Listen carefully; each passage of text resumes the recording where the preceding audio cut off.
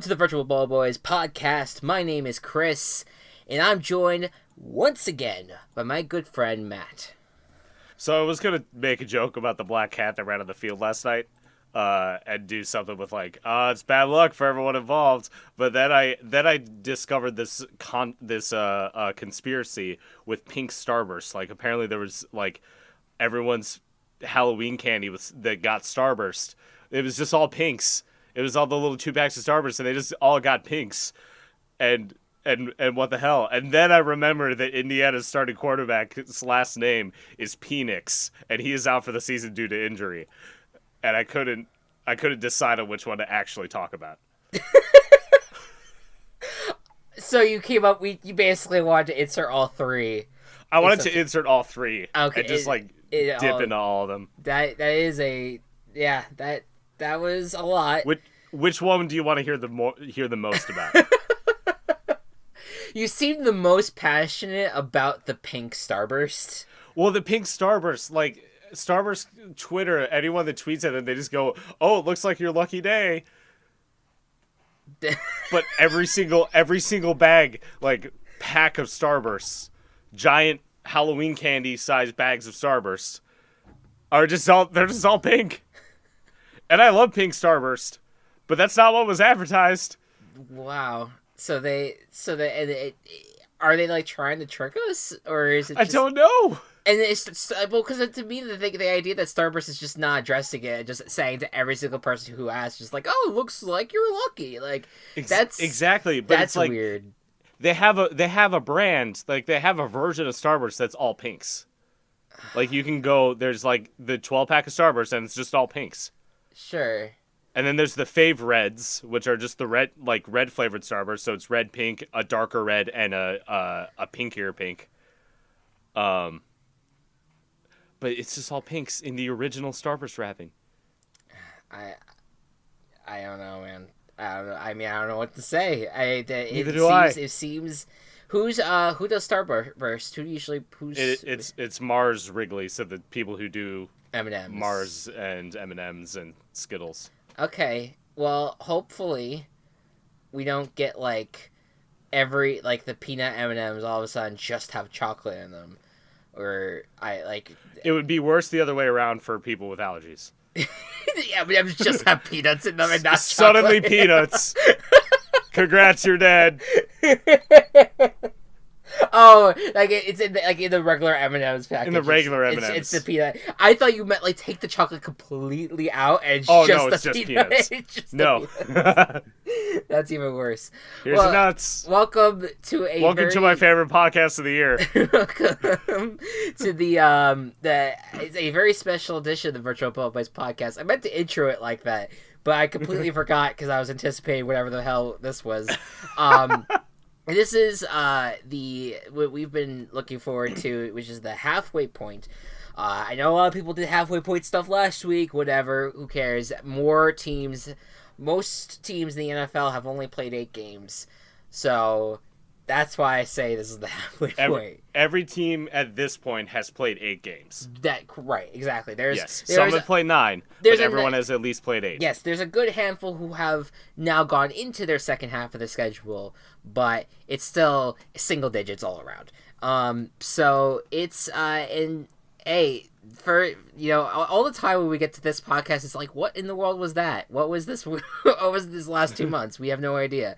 And so we need to kind of take a moment to just sit back and just kind of reflect on it all. So as part of our midseason show, we're going to start with a little bit of a divisional summary. So we're not going to go team by team necessarily, but we're going to kind of talk about what's the status of the NFL at the moment, and everything that all the teams kind of like review what has happened thus far, in some capacity, and what's ahead for them. So the way that we're going to do this is Mr. Matt here has a D8 of his Dungeons and Dragons pack, essentially. Yep. And he's gonna roll, and whatever number he lands on is the division we're gonna talk about. I've scrambled the divisions into a number 1 through 8. So, Mr. Matt, go ahead and roll.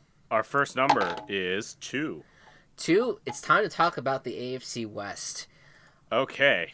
So I guess. Would you like to start? Yeah. I mean, I guess the best thing I could say right now is that it seems like the team that's in first place is who we expected to be in first place with the Chiefs. Now, what we did not expect was that Matt Moore was going to get any snaps this season.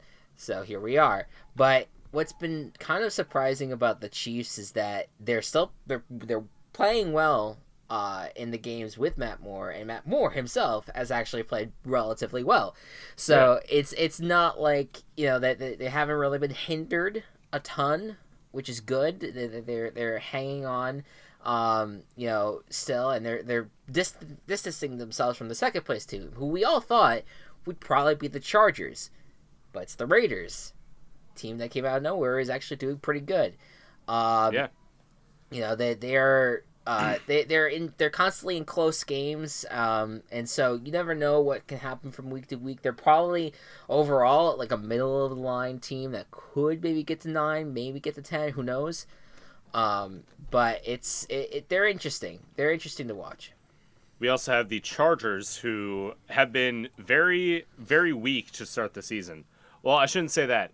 Run game especially was very strong to start. Melvin Gordon comes back and it becomes very weak.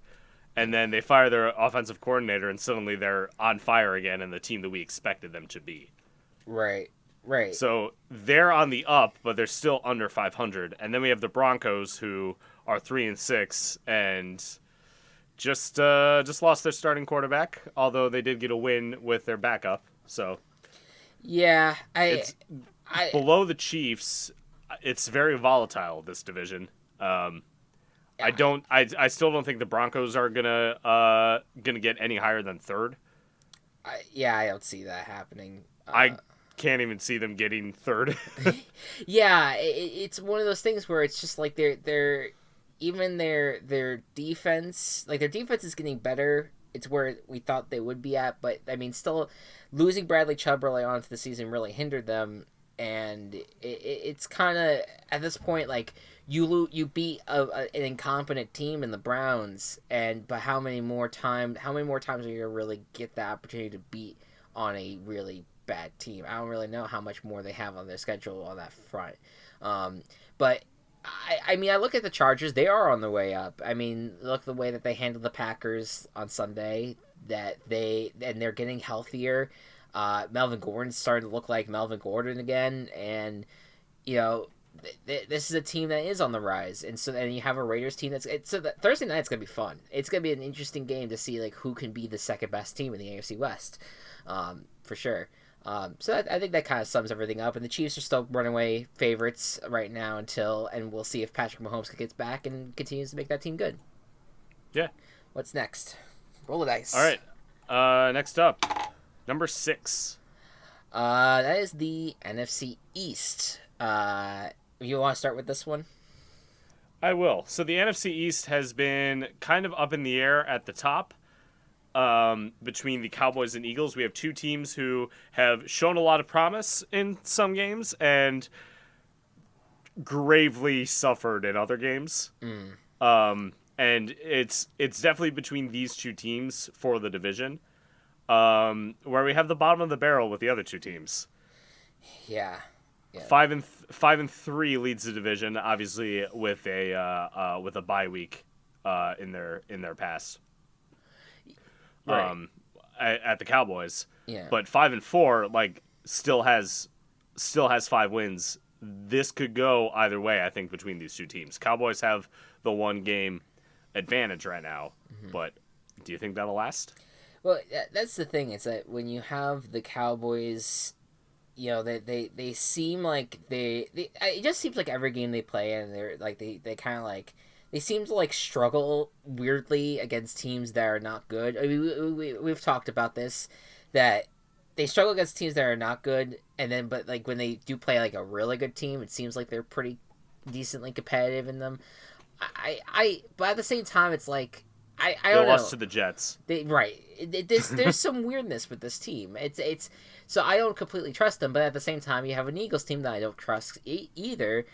They're on a winning streak, but they have a secondary that is completely that you can just throw through, and there's nothing that no one's gonna be there to stop them. It's that bad at this point.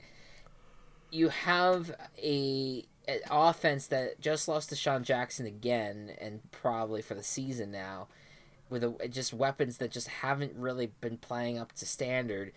It's just like they seem like they should have been better, the Eagles, overall. And so I'm waiting for them to kind of like to get on a hot streak. They're on their bye now, and they have the Patriots next in Philadelphia. That's a fascinating game. I don't know if the Eagles could win that game, but I don't know. Craziness could happen. I'm not going to doubt that right now. Yeah, so another volatile at the top, but we know what to expect from the bottom two teams. Giants finally passed the torch away from Eli Manning, and Washington managed to get a win, but it was against the Dolphins, and fired their coach this year. They have a high draft pick in their future. Oh, for sure. I mean, it's you got. You're right now in competition with the Bengals at this point to see who gets number one. With the Dolphins, they're still obviously in the mix, but now that they got to win, they're got a few picks back. But I think the Redskins are just a mess. I don't know where they go. They have to get another offensive playmaker in some ways. If Haskins is gonna become someone, like, they have to get someone to help him out. Terry McLaurin's doing well. Well, that's very fair. It's like how I don't know how Adrian Peterson's gonna play another year. I don't know if I don't think he is. Darius Geis needs to actually play football. Right.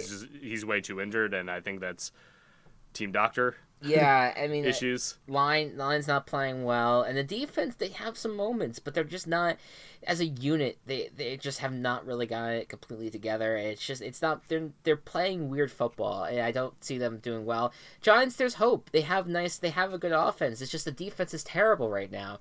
And so keep the high draft pick and get someone that could really go after people and get a secondary. Get something. You have to get something here because it's just do something. It's not good at the moment. Do something, Dave. Next division. Yes. Is number 3. Oh, no, I'm sorry. For some reason, I was waiting for you to say something. The Afc West. NFC West. Yes. So. Exactly how we envisioned it. Yeah. Yeah. Wow. I mean, I cannot be more impressed with the Niners. They're an excellent team. They're so much fun to watch. Defensively, they're just smothering teams. Nick Bosa is a big part of that. And you have an offense that Garoppolo, I mean, he was originally like being labeled a game manager for the early parts of the season. Then he just blew up during the Cardinals game, and he looks like a quarterback that people have been waiting on for him to have his game, and he finally did. You have a running game that's just a three-headed monster. Although I think Matt, if I'm not mistaken, was Matt Breida got injured? I'm not too sure. I believe so. But still, you have a running back nothing serious. Yeah, you have a running back committee that's just absolutely lethal. And you got Emmanuel Sanders now as your wide receiver. He's been reliable with Denver, and he's been reliable thus far for the Niners. And they're a really good team. And we've been waiting for this for how long now? I mean, at least it feels like a long time. We've been waiting since like last year when since really Shanahan was hired. Well, for me. Well, sure, yes. I mean, you thought that the Niners would turn around right away, but even still, like we thought that this team was built to win in 2018. Yeah. And then the Niners went ahead and just did not do that. Of course, Garoppolo was also injured, and did not play for most of the season. But you've got a lot of great talent on this team with Garoppolo, the running backs, George Kittle, who is injured now. I completely forgot about Kittle. Fine. George Kittle. On the defensive side, Nick Bosa is turning out to be an amazing pick. Yep. Everyone knew he would be, but really Richard Sherman. Yeah. Continuing to do good. Yeah. Richard Sherman things. Yeah, and we can talk about the Cardinals at some point, but really this division is, for right now, it seems like a battle for second place. I mean, until maybe the Seahawks beat the Niners on Monday night. Like, I mean, who knows? But Yeah. it's right now. And It's then it would be within one. but But like you got the Rams have really not been what we expected them to be. no, Because they changed like nothing compared to last year. right. And they're not as good as they were last year. The big thing that happened in terms of trying to help is getting Jalen Ramsey. He's now there and trying to get something going. Aaron Donald, I almost said Arnold Darnold, is also there. And so the defense is there, but the offense is not playing well enough.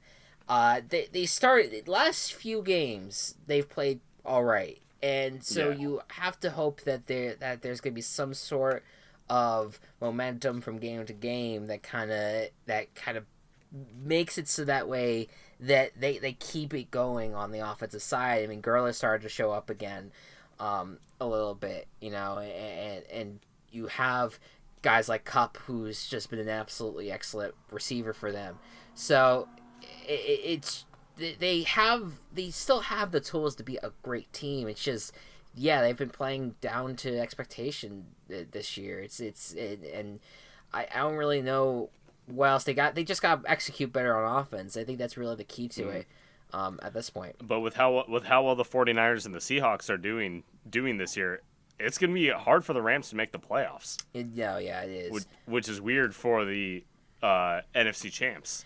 The one thing that I want to consider, though, is that the Seahawks have played a lot of close games this year, and they've gotten out of a lot of close situations. And Russell Wilson's an MVP candidate. I'm not going to take that away from him. But the team has, at least I feel in recent weeks, have played kind of all right. Like, they're not like an amazing team, I don't think, at the moment. Yeah. Because I think their defense is still not at like the level it used to be. Like, I certainly not with the talent that they lost, but like it's not there yet.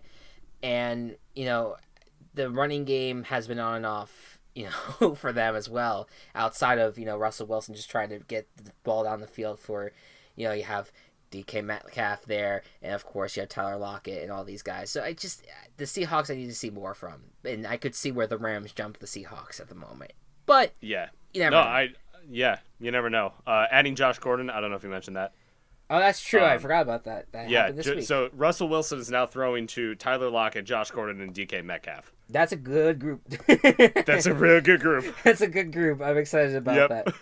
I think that'll definitely add some fuel, I think, to Wilson's MVP campaign. Yeah, and when you have a team like the Cardinals who have been frisky, and they played the Niners close. Yeah, I give them credit. The team is doing well in terms of not like well as in they're gonna make the playoffs, but just well as in coming back from a season where just all hope was like down the drain.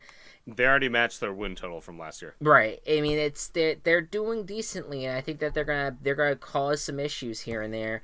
For a lot of teams. So kudos to Cliff Kingsbury, who's doing pretty well right now. Colin Murray's he's looking like a star in the making, and he'll get there one day. It's gonna be interesting with them. What's next? Yep. Next is 8. 8 is the NFC North. This is the perfect division for you. Yep.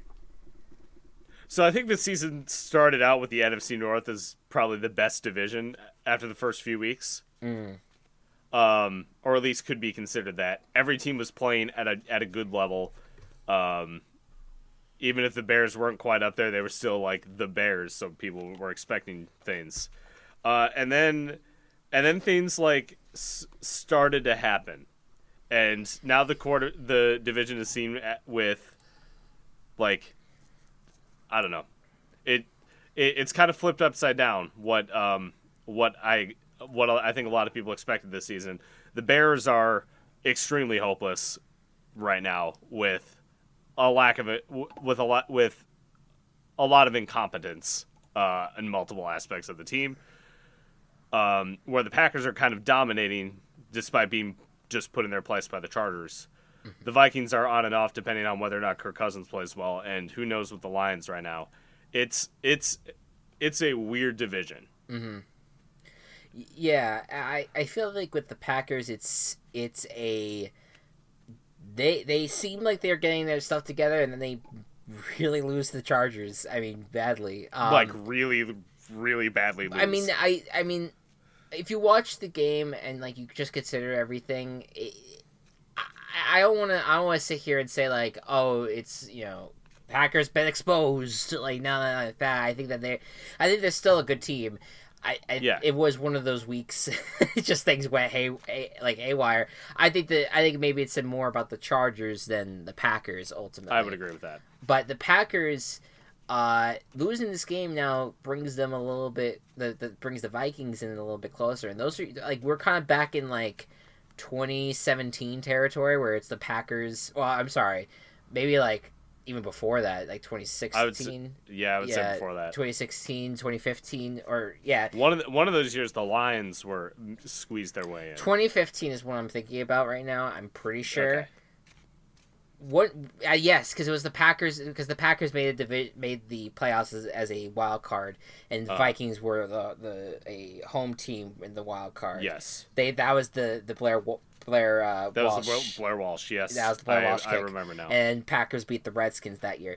So that was it kind of is reminding me of those vibes right now where the Packers are just in the forefront and the Vikings are coming in hot right now. With the Vikings, it's like I don't know how to feel about them. I don't know what team they want to be right now. I mean, they're good. I mean, they're good. They have an offense that's starting to work. But they slip up so much. Yeah. Well, it's kind of frustrating in that sense. Yeah. They had a winnable game against Kansas City. They blew it, but it's fine. It is Kansas City, but that was also Kansas City. That was also Kansas City without Mahomes. So I mean, I don't know. Yeah. The defense is not playing at like 2017 levels for the Vikings, but they're doing a decent job. It's really the offense that's trying to do well and trying to keep it consistent. So I don't know how much they could stay in, but I think it's gonna be a battle between those two teams. If both teams can remain consistent as much as possible, they could go far. And like you said, it's like the Bears completely fell out of what we expected them. As good as our defense is still good, and you can see that at the start of the games. Sure. But then the offense is on the field for 3 plays, and then they're gone. Yeah. And then the defense has to keep being on the field, and they get tired because they are humans. Yeah, and they're injured. They're injured. No Akeem Hicks is hurting. And then the Lions the Lions are a big old shrug because I mean, like, what is this team? They're not what they were in the beginning of the season, which seemed like a fun little team, little spicy team. They're still a nice, like, maybe passing team right now. But Matt Stafford is a very good passer this season. He's doing really well, but Kerryon Johnson missing him is a big no-no for them at the moment. All right, what's next? Next up, already did 3, already did 6, 4. NFC South. So NFC South. I okay. look at this division and I say, how is it anyone's but the Saints? Because I know Sure. I mean Panthers. They have my respect for what they've built thus far, and certainly McCaffrey, I think, is right up there in the MVP category, in the contest at least for MVP. But I look at the Panthers, and I also don't know now with Cam Newton now going on IR. Potentially, I mean, that's pretty much done for the season. I'm barring them. That is done for the season. Unless they make it to the playoffs. I mean, then they might get him back. I don't know. Right, but is that done for Newton in Carolina? That's a big one. I feel like that's a hard one to address right now. But right. There's a chance. I don't know how much you trust Kyle Allen at the moment. I wouldn't, but you would still have to like I don't know if there's much trust for Cam to be 100% and be what he can be next year. So no, that's fair, very fair. You've had a few seasons in a row now where you've been injury riddled, so it's tough. So I think that the Panthers, they're going to be fun down the stretch. They're going to be competitive. I mean, they have a game against and they're the going Packers. to. I think they have a pretty fun rest of season schedule. Yeah. that they could maybe at least play spoiler to a lot of teams. Yeah, I mean, the season's not over, and it hasn't been over for a while now because of the fact that you have a guy like Hal Allen who's been able to keep the team afloat, especially Christian McCaffrey being keeping the team afloat. Like, you have like those pieces that, and then the defense, of course, as well, that are just that they're keeping them a playoff team. They only have one loss with Allen as a starter. They are. Yeah. If I honestly think if the Saints are going to win this division, especially with the Buccaneers and Falcons are non-factors. Basically, at this point. Basically, if the Panthers make the playoffs, Christian McCaffrey should win MVP. I agree. That is pre like our predictions later. If the Panthers make the playoffs, Christian McCaffrey should win MVP because being able to carry that team, McCaffrey and the defense, would be insane, especially with how tight all the other teams are right now. He's doing really well. Yep. It's really great, and yeah, and I mean, but reason why we're so going home about the Saints winning the division is that you get Drew Brees back, but there's just the fact that this team hasn't lost since September, since losing to the Rams when Drew Brees got injured. Yeah, that one game that Drew Brees got injured and they didn't have a game plan for. Yeah, it was really upsetting, and then since then they kept on winning, and it's because they have such a strong core in almost every single position. It's insane. They are such a deep team. You lose Drew Brees. Teddy Bridgewater comes in here and puts on amazing numbers. You lose Alvin Kamara. And Latavius Murray comes in and does what he needs to do. Yeah, oh my god, my headphones just came out in excitement about talking about the Saints. Like, it's just really great. It's such a deep team, and now like the problem with Drew Brees in the past couple of years is that he's just been tired at the end of the season, and he hasn't played the past 6 weeks. Yeah, so 6-7 weeks. So he's going to be like full strength. Yeah, it's going to be fun. I'm looking forward to watching the Saints team continue to grow.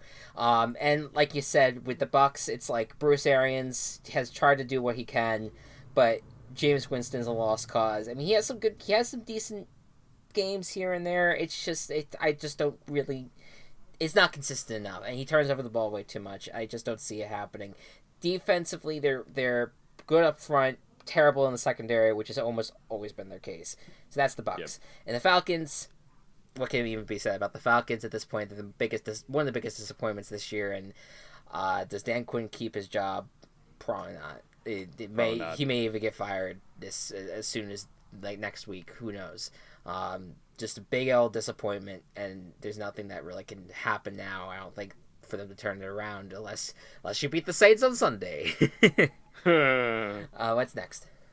Next up, 5. It's the AFC East. All right, we finished up the NFC. Yes. All right, AFC East. The obvious at the top, Patriots, which is going to be the truth forever. But the Patriots were handed their first loss after they faced a real team. Yeah. The other real team in this division that the Patriots ended up beating, Buffalo, only 2 losses, 6-2, doing well themselves, where the Dolphins and the Jets are competing for the number 1 spot with 2 other teams. There's this amazing image of there was like a cool like fan art of Teenage Mutant Ninja Turtles where it was Master Splinter with the 4 turtles, and then like when they were babies and then all the turtles grown up later. Okay. And then superimposed were the logos on Master Splinter it was the Browns, and then it was on the turtles were the Jets, Redskins, Dolphins, and Bengals. Yeah. Which describes the Dolphins and Jets. The Dolphins shouldn't have a win, but Adam Gase exists. Yeah, I think that's where we're at with the Dolphins is that they're failing to tag, and the running theory in that the Jets purposely lost that game so that way the Dolphins did not get Tua. Man, it's working out in their favor right there. I don't know if I want to believe that conspiracy theory, but that's really funny if it ends up being true. But the Gase experiment I think it should be one and done. I don't think it shouldn't have started to begin with. You saw what he did. Yeah. In Miami, and it wasn't good. I agree. I completely agree. They're not. They're everyone's hanging on to this time that he spent with Peyton Manning as if this was like his grandiose project that if he could do it with Peyton Manning of all quarterbacks, he could do it with any quarterback because Peyton Manning was such a project to work on. Like, I mean, come on, like it's give me a break with this guy. He doesn't like he's after the losing to the Dolphins. He's like, this is not an embarrassment. It's like, give me a fucking break, dude. Just own it. Own the fact that your team sucks right now. It's injury riddled. It's bad building right now, and hopefully Joe Douglas can turn that team around. For the Patriots, I think that what you said was right. They faced a competent offense for the first time, and I think that will show as they play more competent offenses. Especially over the next few weeks. Jamar Jackson is special, and I don't want to discount him. We'll talk more about him when we get to the North, but I think that's kind of one of the reasons why the Patriots defense was not be able to handle him. They might be able to handle him more just regular pocket passer. But you never know. I also am not really impressed by this defense outside of like their games that they played against bad teams. So I would like to face a competent offense and have a historical performance. Then I'll be impressed. They get the Eagles and the Cowboys, so they'll face good offenses. Right. I mean, but they also have easy defenses, or at least not necessarily the Cowboys. The Cowboys are really good on defense, but the Eagles. Tom Brady's gonna have a day passing against the Eagles. The Eagles, yeah, that's gonna be the Eagles are gonna have to win a shootout ultimately. So that's the Patriots, and then you have the Bills, the sweet Bills, who keep on winning. Bills are like here in the middle and like could do good, but maybe not. Who knows? Josh Allen is the X factor. If he does well, then forget it. This team's winning. But if he doesn't, they're gonna have to rely heavily on the defense and the running game. And do we really trust all those components to work well enough together if your quarterback is just not playing well? So it's a little bit like I hate to say this. I know you're gonna hate me for saying this, but it's kind of a little bit like what happened with Trubisky. I agree. With like Bortles and like in the year before that, where you have this historically great defense, but you're kind of handicapped by a quarterback that hasn't really made the leap. So that's kind of what's happening this year with the Bills. So that kind of that takes care of all that for me. And okay, what's next? Next up, I already did that. Already did that. We're down to 1 and 7. Come on, get one of those. 7. All right, we're talking AFC North. Okay, so speaking of Lamar Jackson, yes, the Ravens sit at the top of this division. Another one that we thought was going to be really strong at the start of the year. Bengals are the only team not to have won a game. Mm-hmm. The Browns are massively disappointing. Massively. The Steelers might have been okay and are doing okay for the fact that Roethlisberger's out for the season, sitting at 500. And then you have the Ravens, who just beat the undefeated Patriots and are looking solid in all aspects. Yeah. It's really, I would be stunned if the Ravens don't win the division at this point. They're just looking like that good of a team. Their defense is finally playing at a level that seems consistent with the culture of the Ravens. And Lamar Jackson, I mean, come on, dude. Man. Come on. He's amazing. He's amazing. I watch, I'm glad I haven't been watching a ton of football games, specifically, game-long things. But I'm really glad I watched Sunday night just to see how this guy is able to take a bad situation and make it a good one. He makes defenders look like idiots. It's amazing. There's this play where he pauses and runs. He runs between his own player and Kyle Van Noy of the Patriots to get a first down or something. Yeah. It's wild to watch this guy play. Yeah. And he's gotten better, so much better as a passer compared to last year. Absolutely. Which was his biggest thing last year and why people didn't think he was going to succeed this year. Yeah. And they were wrong. I sent you a text, and I'm going to forget the exact wording of it, but I basically said that I was so glad that Lamar Jackson could win this game. almost solely for the fact that he could basically tell everyone who wanted him to be a wide receiver coming into this league to kick dirt. You said Lamar Jackson is a god, and I'm so happy he can visually tell non-believers to kick dirt. There you go. That's I definitely was articulating it much better over text, but yeah, that's essentially. He's awesome, and I'm really excited for this Ravens team. I want them to keep on going. They should. They might not because the Texans play on Thursday night, but Thursday night of that week. But they should flex Texans and Ravens into Sunday Night Football. Right now, in that place is Rams Bears. So I hope that happens. Yes, because I think that would be a fun. I mean, Watson versus Jackson would be excellent. And that's going to have huge playoff implications too. Exactly. when it comes to seeding. Yeah, definitely. And we could basically the rest of the division I don't really care about. Browns completely disappointing to me. I'm done with them. I basically said I was done with them on Twitter. I'm done. I don't want to believe in this team anymore. If they start to turn it around, maybe I'll jump back on. But I don't see it happening. I don't see it happening. They're incompetent. They can't get it together. Terrible organization. And then you have Doomed. You have the Steelers.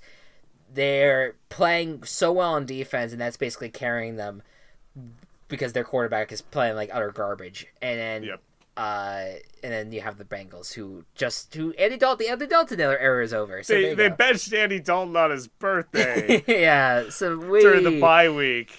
I said this before, but with the whole Bengals situation, I think generally.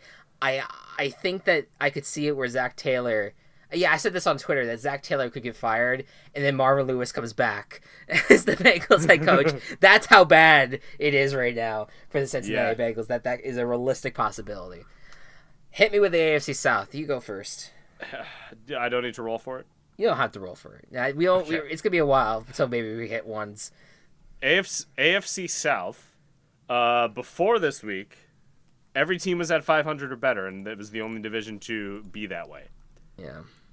Every team is in the hunt for the division title. Like, it could go either any way at this point. I still think it's between two teams. Mm-hmm. Being the Colts and the Texans, but the Titans and the Jaguars aren't that far behind, and the Jaguars are getting Nick Foles back. The Titans have shown a little bit more competence with Tannehill over Mariota. The Colts, Brissett just got injured. I don't know how long he'll be out, but they're rocking Brian Hoyer, so that's going to be a little harder for them to keep up. And then the Texans dismantle everybody. One thing you have to worry about with the Texans is having lost J.J. Watt, but even then, their defense did step up, which credit to them against the Jaguars. And then, yeah, Watson, man, he's enough. I cannot tell you, and please, for the love of God, everyone get out safely next week, because I could not tell you how excited I am to watch Watson and Jackson play each other. Last time we had that was when it was Louisville versus Clemson in an amazing primetime game back in, I want to say it was like 2016, 2015 or somewhere around there. Really, I'm so excited about them playing each other again on the pro level. It's gonna be fun. But yeah, that's Watson is the guy that's gonna really drive this team, and I'm curious to see how they go. But they have the weapons around him to do it. The offensive line's getting better, and the defense is decent even without Watt. So we'll see how that goes. I think the Colts. I'm not impressed with the Colts.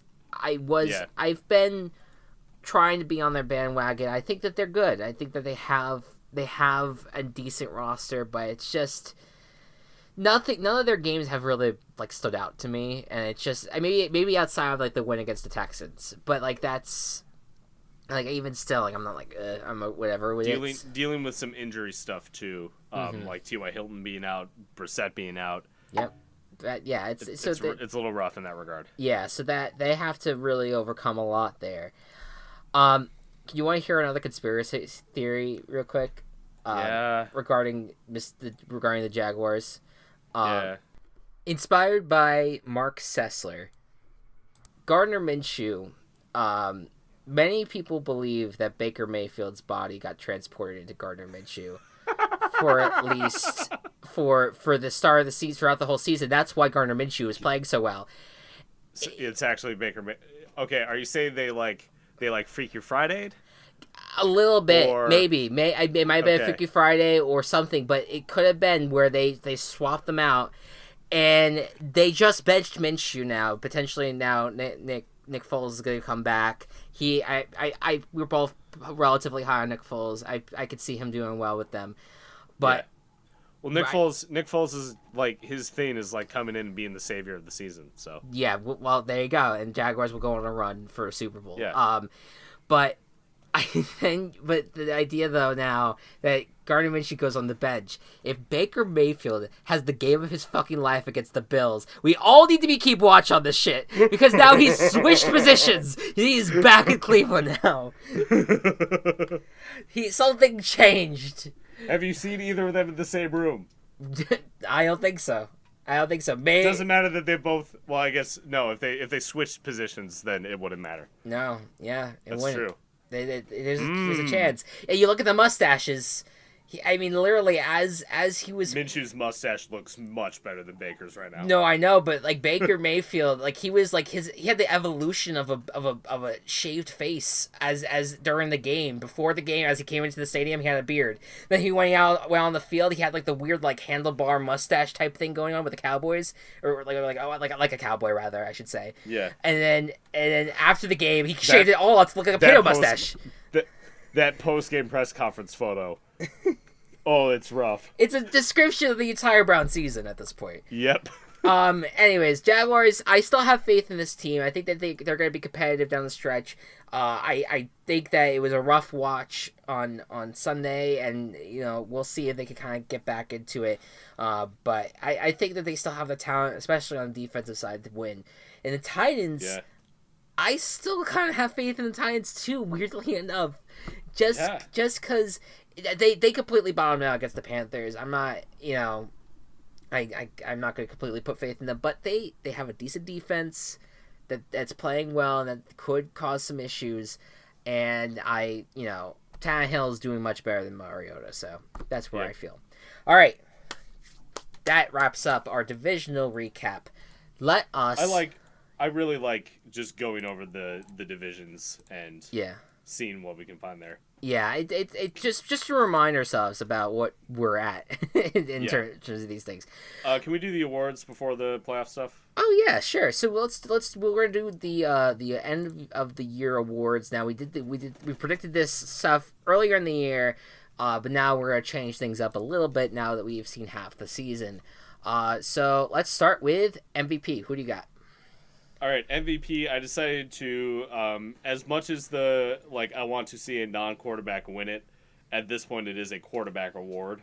And the direction of this team, I think, is awarded mainly because of this person. I'm going to say Russell Wilson wins it, especially because you'll see later who I have in the playoffs.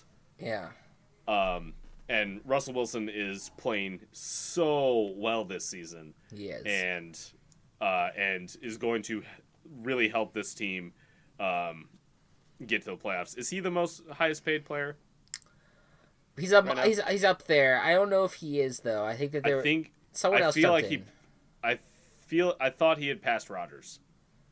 Well, he definitely did, but there was someone ended up getting paid, and then now is the most highest paid. I don't know. It might have been Russell. It might have been him. I'm not. I think it was Russell. I know like Julio and Michael Thomas both got paid, but they became the highest paid wide receivers. Yeah. And then Zeke got highest running back or something. Well, the money's keeping him winning. That's for sure. Yeah, it's working. I went with a quarterback as well. And it's solely because I think he's a freak of nature, and I'm going Lamar Jackson.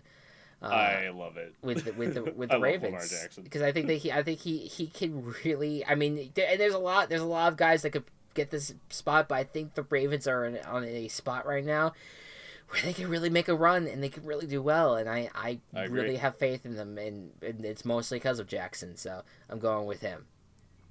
Offensive Player of the Year. Offensive Player of the Year, this is where I decided to go with Christian McCaffrey. Okay. Like I said, if the Panthers make the playoffs, McCaffrey should win MVP. Yeah. But McCaffrey's still playing out of his mind Yeah. and is showing how great of a player he is, and I think this award is going to go to him. I agree. I'm with you on that. Christian McCaffrey is the guy I picked for offensive player of the year. I was thinking about putting Russell Wilson there, but I'm like, it's two quarterbacks there. I also think that McCaffrey has just played out of his mind not to get some sort of accolade. So McCaffrey, yeah, for sure. I agree with that. All right. Defensive player of the year. This was probably the hardest one for me to pick. Not clear. What? It's not clear, this race. It's not. Like there's some like preseason names and there's some midseason names, but I'm not sure how it's going to play out by the end of it. I'm gonna say that Stephon Gilmore is still gonna play extremely well. Yeah. He's had obviously an easy start to the season, but the Patriots defense is still very good. And Stephon Gilmore is a good player. Yeah, I mean that's certainly an option, but I'm gonna double dip here.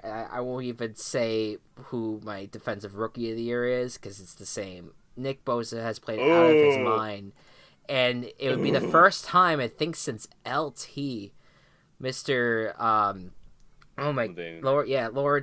Lawrence Taylor. Since he really just blew up. And he took over the league, and obviously he's one of the greatest players of all time. Nick Bosa, he's just gonna be. He's just played so well, and he's in every conversation when you talk about the defensive player. I don't see how you can't give this to him outside of maybe like, oh, he's a rookie, but he's really good. I'll just say it right now, he's my defensive rookie of the year. Oh yeah, definitely. There's no question about it. He's just playing out of his mind, and he no matter what, he's up in the quarterback's grill. It's great. Offensive rookie of the year. Offensive rookie of the year. This one was actually relatively easy for me. I'm gonna go with Josh Jacobs. Yes, I'm with you on that. Yeah, he's really stepped into his own. The other candidates I don't think are playing as well as they could. Kyler is not up to standard. Minshew has been fun because he's a fun personality, but not the best player. Same thing with Daniel Jones, minus the personality. That wasn't a dunk on Daniel Jones. It was just Minshew was a lot of fun. No, for sure. That's totally fine. Yeah. So I'm gonna go with Josh Jacobs. Not that, and you said you were doing the same. Yeah, I am. Just because I think that the quarterbacks, as fun as they have been, it's just I think that the running back, I think he's been one of the best players on the Raiders team as a whole. And once you get to that level in your first year, I think you deserve some sort of rookie accolade. And I think Josh Jacobs has deserved it at this point. Coach of the year is a very interesting conversation. What do you think? I'm gonna go with Sean Payton. Okay. Mostly because obviously you Saints don't have Drew Brees, and Sean Payton has to kind of rethink how he's going to run his offense. Yeah. With the new quarterback, he's not turning this team around from anything. Like the past couple coaches of the year have been, like McVay and Nagy in the past couple years. Yeah. Can you believe that Nagy won Coach of the Year last year? Well, that's what happens when you turn around the Bears so quickly. Yeah, and then you stop coaching well. It's wild. Yeah. Sorry, getting off track. No, all good. So I think that ability to like coach and continue winning, even with Breeze and Kamara out, is very good. Yeah, it's really turning out well for them, and I agree that Sean Payton. I think that he should be Coach of the Year, but I also think that there is a chance that he will get overlooked for Kyle Shanahan, and that's who I picked for Coach of the Year. Oh, dude! Oh, that one's so much better. If I was choosing, I would choose Sean Payton because of the situation. But looking at Kyle Shanahan, he went from a team that was second worst team in the league, all the way up until he's to now where the team's undefeated and is unstoppable. And he's just doing so well calling the plays on offense. His Robert Saleh is doing really well with the defensive player with the defensive as a defensive coordinator rather. And he just has this team around him that's just doing so good, and Shanahan deserves a lot of credit. And John Lynch deserves credit as well. Mr. Commentator turned general manager has built a nice team as well, so he might get general manager or whatever those accolades are. General manager, executive of the year, whatever. Yeah, something along those lines. Yeah. And what about comeback player of the year? Comeback player of the year, this is where I went the 49ers direction. Yeah. I see Jimmy Garoppolo taking a huge step forward the rest of the season. Yeah, I'm with you on that. I also have Jimmy so Garoppolo. We had a lot of the same ones. Yeah, well, because it's kind of clear where some of these stand. Although again, I think maybe the biggest question is defensive player of the year. Yeah. More than anything, just because I just don't know who's the outstanding candidate. I mean, Stephon Gilmore certainly. That was a good pick by you. But Nick Bosa, I just think has just outshined all of them in a lot of ways. I did check the betting odds just to see what was being said. Yeah. Gilmore I think is the favorite in terms of betting at this point. It's fair because you haven't had a rookie win in a while, so you never know. All right. So that's that. That's the awards, and now let's talk playoff picks. Okay. You could go ahead. Give me your 1 through 6 for each conference. All right. So my 1 through 6 for the NFC. San Francisco is going to remain on top. New Orleans, Green Bay, Philadelphia wins the division. Nice. Number 5, Seattle. And number 6 was so hard, but I'm giving it to Dallas. I think that Philly and Dallas are going to be super close, and I want Carolina to do it. I don't think they are, and I don't trust Minnesota enough to quite sneak in there. And I also don't trust the Rams enough. So the Rams are, You're right. Rams. It would probably after Dallas, it would probably be the Rams, and then Minnesota, then Carolina. But I decided to go with the Cowboys. I don't like that the Cowboys are in it, but yeah, I mean, I look at that NFC. It's just once again, it's just so deep. So it's hard to really say what the situation is. Now, do you want to say your AFC or do you want me to do NFC? Let's have you do your NFC so we can compare it directly. So I'm going to do a little bit of a stunner here. I'm going to say that the Saints end up being your number 1 seed. I don't think that's not that much of a stunner. well, I just think with the Niners how much they've been like just rolling and constantly just beating teams over and over again. I think that I could totally see where they go like 15-1 and they stay in it. But I think that the Saints they got to face the Saints this season, right? And I think that maybe like where the Niners slip up are against teams like the Packers and the Saints, and maybe and the Ravens. In the Ravens, right? Exactly. So they have some tough games left. I think the Saints they barrel through in a division that's not too super deep. I mean, they have the Panthers to worry about, but that they don't have as much to worry about. I think they can take care of business, and it's. I think it's looking good for them. Now, the Niners are going to be my 2nd seed. Packers will be my 3rd seed. I kept the Cowboys in the 4th seed because as weirdly as they play, I trust them more right now than the Eagles, and that's purely because I think the Eagles' defense is, again, up front's decent, but the secondary worries me, and I worry about their offense just not being as explosive as in the past. So, I go 4 for Cowboys. My 5th seed's the Vikings. Okay, you have much more faith in the Vikings than I do. I just because I think that as we could talk about, primetime Kirk Cousins, and certainly there is something to it, but I think he's just playing differently this year, and he's looking like a competent quarterback for this franchise. And you have a star in Dalvin Cook, and you have a deep wide receiver group. And again, you have a defense that... And the offensive line is improving, and you have a defense that, again, not at like 2017 levels, but they're doing well to shut down opponents as much as they can. I like them. I think that they're still a good team, and they don't have too difficult of a schedule where I think that they can barrel through. And I think the Seahawks are going to be right up against them as well as the 6th seed. So I'm taking out the Eagles, the Panthers, and the Rams in that scenario. Yep. So there you go. That's my NFC at least. What about your AFC? AFC, I'm gonna.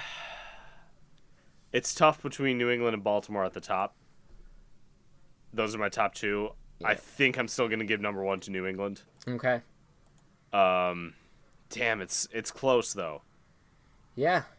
And I think that, honestly, the Browns' loss is gonna haunt Baltimore forever. But New England, Baltimore are number one, number two, number three, still Kansas City. Because Mahomes, I think, is gonna be back soon, if not this week. Yeah. And then Houston, number four. I think Houston's gonna win the division. Yep. And then my wild card teams. Yes. I looked at the rest of Buffalo's schedule. Buffalo is probably going to win 1, 2, 3, 4, at least 5 more games.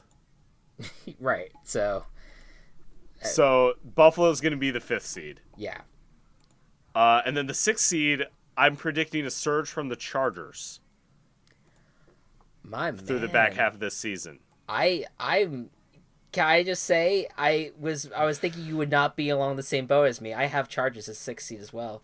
Okay, so I'm predicting a surge from the Chargers that will land them at the 6th seed. So New England, Baltimore, Kansas City, Houston, Buffalo, and Chargers. I have basically the same set of teams, with the only exceptions. Just switch Patriots and Ravens, and switch Texans and Chiefs. I think the Texans. Okay. I think just because I think the Chiefs, their defense still worries me, and I think the Texans seem like a little bit more of a team that could be considered complete in a way. Yeah. And I just think that I think the Ravens and Patriots are going to end up finishing with the same record, and that tiebreaker is going to be the Ravens win to go over the Patriots. True. So that's how I feel about that.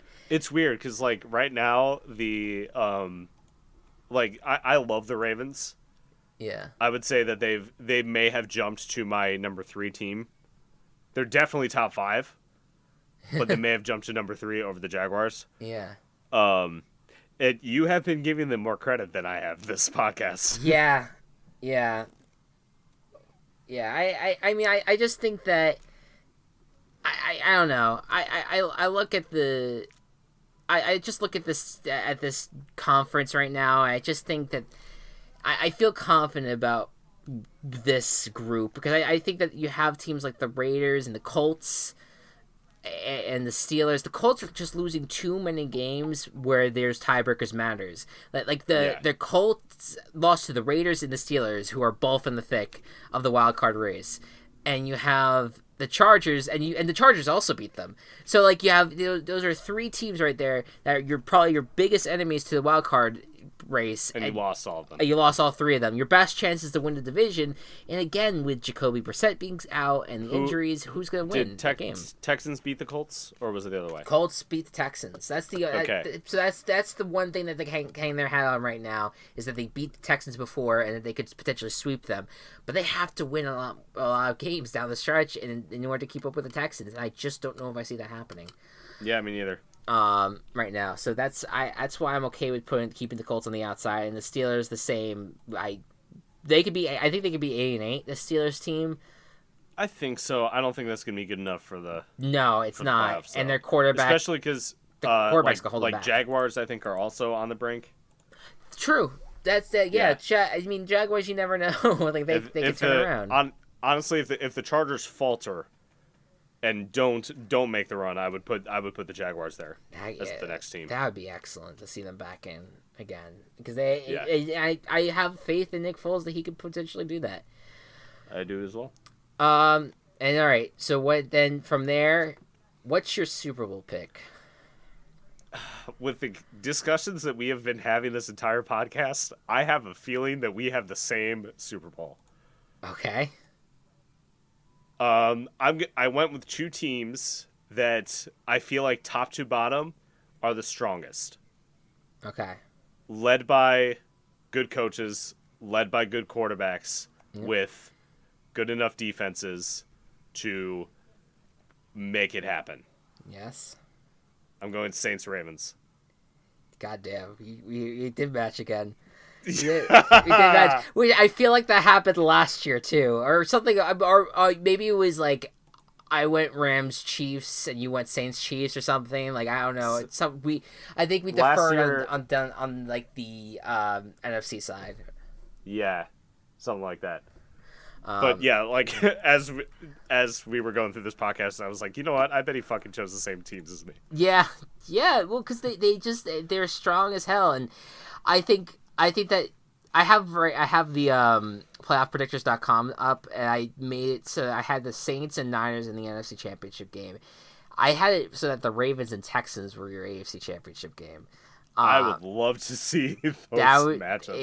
It would have been excellent, and I think that I think the Texans have a great shot at the Super Bowl too, and I think I mean obviously the Patriots do, no question, but it's boring to pick the Patriots. So the Texans and Ravens, those are your fun teams. As good as the Chiefs, they're hanging on strong, and I do not want to doubt them. I certainly don't want to doubt Patrick Mahomes. I just don't have faith in their defense, and I don't know how far they can go without something helping them in that regard. It's a problem. How heartbreaking would it be though if the Texans' first Super Bowl win was without JJ Watt? That would be. That's tough. That's a tough scenario. But you know what though? He with the way that he's played, he's earned so much. He earns a Super Bowl. No question, he should be in it, and it would be definitely disappointing and sad that he would not be. But I also think that knowing him, he seems like a humble guy. He would be supportive all the way. I think he would love it. I think that he would love this team to make it, even if he's not there for it. He'll be there on the sidelines. Of course, yeah, obviously. he'll be in Miami for that. Who did you between the Saints and Ravens? Who do you think wins? I think the Saints win, but I'm going to say the Ravens. I said the Saints. I think I want Drew Brees to walk away in his career with 2 Super Bowl rings because I think he deserves it. But Lamar Jackson deserves his chance in the spotlight as well, and that's why he's in the Super Bowl at least on that front. All right, so that's the Super Bowl picks. That's the playoff picks. That's the divisional recap. We are through the midseason, and we're on to Week 10 and the picks. Get us started. It's a long podcast. Yeah, I know it is a long podcast. How long have we go? Already an hour. All right. We're over an hour. So you know what? Let's do speed round right now. Let's do speed round. We'll go through it quickly. Chargers, Raiders. Chargers, and they're my lock. They're my guarantee. Okay. Chargers. I'm with you on that. Chargers as well. Falcons, Saints. Saints. I'm with you on the Saints as well. Bills, Browns. Bills. I'm with you on Bills. Detroit, Chicago. I'm going to keep Chicago. I'm going to Bears at home. There's a chance. Lions have been bad. Bears. Oh, you're picking the Bears? I'm picking the Bears. Okay, I'm going Lions on this one. Yep. Good choice. And I'm guaranteeing it. Fuck you. Sorry. Ravens, Bengals. Ravens. I'm with you on the Ravens. Chiefs, Titans. Chiefs. I'm with you on the Chiefs. Giants, Jets. Giants. I would love to talk more about this one, but it's okay. I'm going Giants as well. Cardinals, Bucks. I'm actually going Cardinals. I will defer with you. I'll go Bucks. Okay. Dolphins, Colts. Colts. I'm with you on the Colts. Panthers, Packers. Packers. With you on the Packers. Rams, Steelers. We're both gonna team cast the Steelers. Yes. Yeah, we talked before the podcast. We talked beforehand. We were just like, I don't know, we're gonna team chaos this week. We're gonna go Steelers. Vikings, Cowboys. Fuck this matchup, but also primetime Kirk Cousins, so Cowboys. Yeah, I got the same logic, Cowboys. And last but not least, a doozy. Seahawks at 49ers. I can't wait to watch this game. I'm going Niners. I'm going Niners as well. So that's... We disagreed on 2, neither of which was our team chaos. Because we did the same chaos. You did the same chaos, right? So it was the Bears and the Cardinals games. Yeah. All right. So there you go. and I'll make note of all that as well. Okay, so points wise, I closed the gap. Yes, that's right. Let's. I'll address that. Now I'm 2 points behind. Yeah. So I'm at 22 points total. Yeah. You are at 24. 24. Yeah.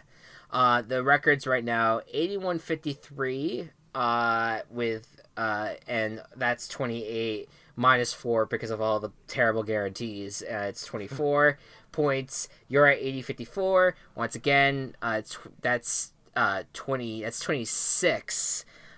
With minus 4 because of the guarantees being wrong. That's 22 points. Yep. You went 9-5 last week though, and you got your team chaos and your guarantee, which is the first, I think. Oh, and no, I got both my guarantee and team chaos last week. Yeah. So okay, but that's at least for the first time for you. You got your first team chaos, and you were able to cash in that point for team chaos. So you got your guarantee unlike you, right. because you got your chaos right as well this past week. Yes. But you got your guarantee wrong. Man, like fucking Browns. Fuck them. Yep.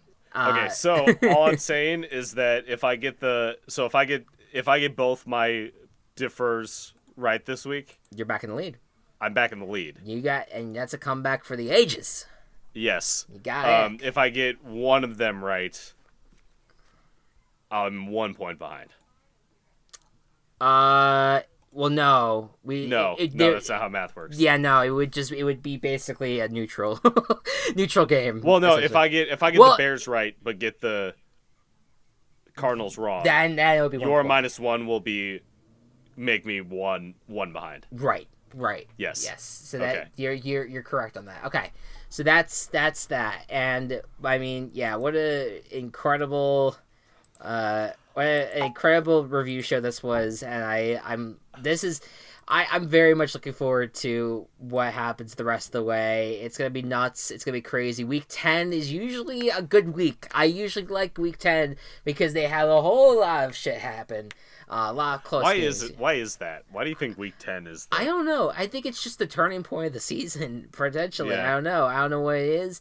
Thanksgiving tends to be like that. Like once you get past Thanksgiving, that's like kind of like the final stretch. But this is like the start. This is like the rumblings start to happen. It's like things become really real now. Like we're really in the thick of it. We're in double digits, man. This is great. We've made it through 10 episodes of this podcast, and we haven't been canceled yet.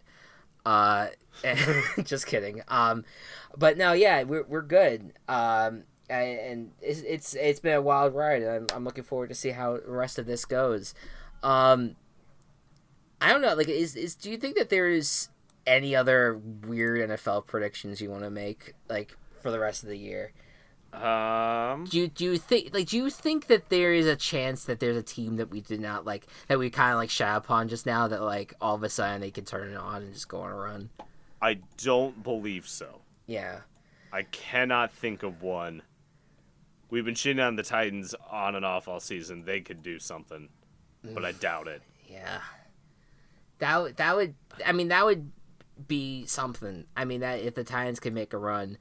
Yeah.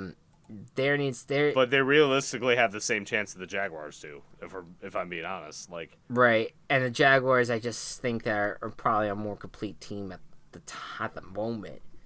Yeah. At the time, yeah, we'll see. And you know what's also weird right now? They talk so much before the season about like who could go from worst to first, and because it has happened every year since like 2002 or whatever. Except for one, and it's right now it's the 49ers.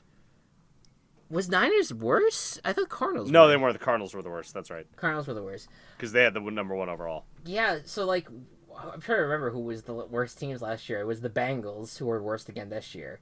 Yeah. Jaguars. It was the Jaguars. And it was the Lions. No. Jets, no. Jets, no. Falcons, no. Raiders. Falcons were the worst.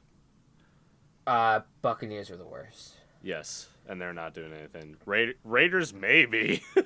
I mean, that would be something. And both of us, I thought that, considering that you were talking up the Raiders in recent weeks, I thought you would put the Raiders in as your 6th seed for the AFC. But yeah, I mean, I think the Chargers are good enough where they could make a run, though. I know it's only one game, but they played so well against the Well, Packers. it's the fact that they're getting healthier, and again, they could get Derwin James back in a few weeks, who they haven't had all season, and there's room for hope here for the Chargers, and so that's almost why.